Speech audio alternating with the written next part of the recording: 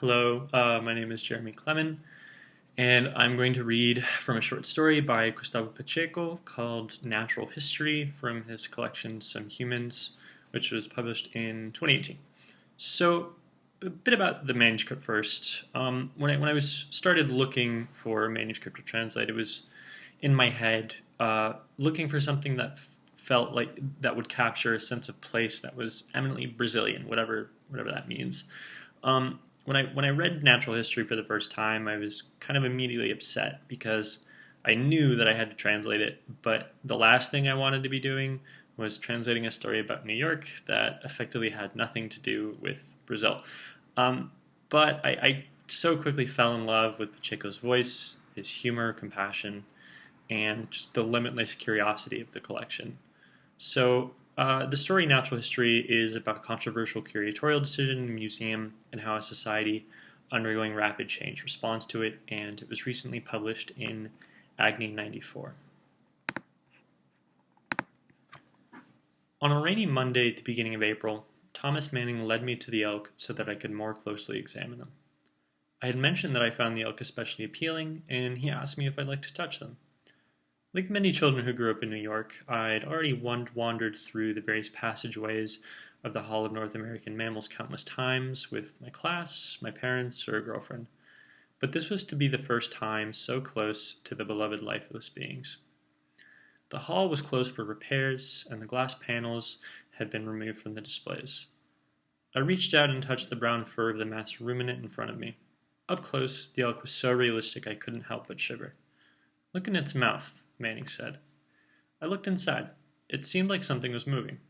Another chill ran down my spine.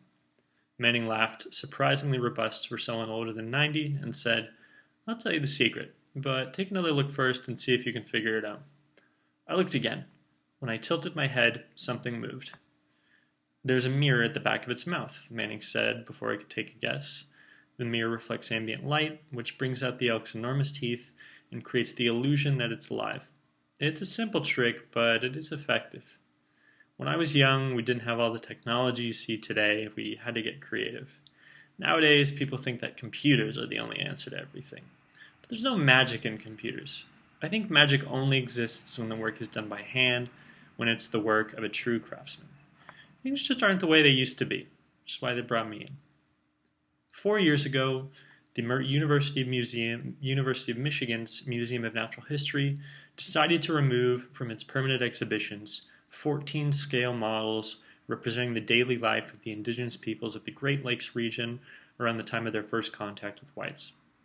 Created in the 1950s by former director Robert Bush, the models were among the museum's most popular attractions and captivated several generations of children and adults alike. One day, a member of the Aninashe tribe contacted the staff, troubled by the drawings that her 8-year-old son had made after visiting with his class. The boy had drawn, at his teacher's request, his impression of the models: 3 graves with skeletons and tombstones reading R.I.P. This is what happens when indigenous peoples are presented alongside fossils and stuffed animals in the Museum of Natural History, said the boy's mother and the indigenous organizations that had gotten behind her cause. The message was clear. Times were changing, and museums would also need to change if they didn't want to become the relics of an uncomfortable past. A little more than a year later, the museum's management announced that the scale models would no longer be exhibited. The incident at the University of Michigan's Museum of Natural History prompted Professor Patrick Taylor at Columbia University's Department of Anthropology to write a long and scathing op-ed in the New York Times, arguing that it was high time for a critical reassessment of the permanent exhibits at the largest and most important museum of natural history in the United States, and perhaps the world, the American Museum of Natural History. "It is inexcusable that, on the eve of the 21st century," Professor Taylor said, "the museum continues to display grotesque caricatures of African, Asian, and indigenous peoples that were made decades ago."